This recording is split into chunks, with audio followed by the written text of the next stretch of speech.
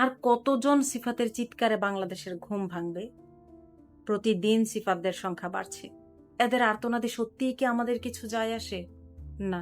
একটা পোস্ট সামনে আসে, আমরা স্যাড ইমোজি দেই, সাথে বড়জোর দেশকে দুটো গালি দিই, তারপর ভুলে যাই। 2 দিন পর সিফাতের পরিবারও রামিসা, আসিয়ার মতো হাজার ভিকটিমদের মধ্যে হারিয়ে যাবে। এই বছরের প্রথম 4 মাসেই সারা দেশে 1142 জন মানুষ খুনের শিকার হয়েছেন। অর্থাৎ গড়ে প্রতিদিন অন্তত 9 জন মানুষ খুন হচ্ছে। পুরো বাংলাদেশ যেন কসাইখানা হয়ে গেছে। এর পিছনে কারণগুলো আসলে কি? বাংলাদেশে অপরাধের বিচার হতে বছরের পর বছর লেগে যায়। অপরাধীরা জানে টাকা, ক্ষমতা আর রাজনৈতিক প্রভাবে পার পাওয়া সম্ভব। এই বিচারহীনতার সংস্কৃতি নতুন নতুন খুনি আর ধর্ষক তৈরি করছে। আজকের দিনে আইস এবং ইয়াবার মতো মাদক পাড়া মহল্লায় সস্তা।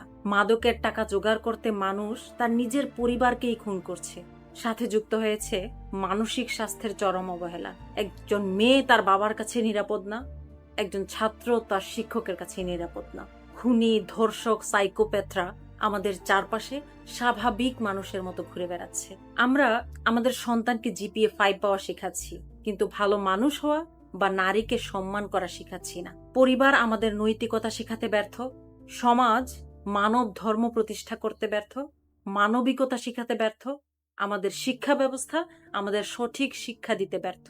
সাথে সোশ্যাল মিডিয়ার অতিরিক্ত ব্যবহার আমাদের পারস্পরিক সহমর্মিতা কেড়ে নিয়ে আমাদেরকে চরম স্বার্থপর ও উগ্র বানিয়ে দিয়েছে।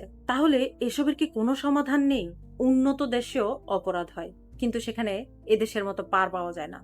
আমাদের দেশের এই পচন থামাতে হলে কিছু কঠোর পদক্ষেপ এখনই নিতে হবে। প্রথমত, এ ধরনের নৃশংস অপরাধের বিচার সর্বোচ্চ 90 দিনের মধ্যে বিশেষ ট্রাইব্যুনালে শেষ করে ফাঁসি কার্যকর করতে হবে, যাতে অন্য অপরাধীদের অপরাধ করার আগে বুক কেঁপে ওঠে। যেমন সম্প্রতি মিরপুরের পল্লবীতে 8 বছরের শিশু রামিসা হত্যা মামলায় মাত্র 19 দিনে দেশের দ্রুততম ফাঁসির রায় এসেছে। তার মানে সম্ভব।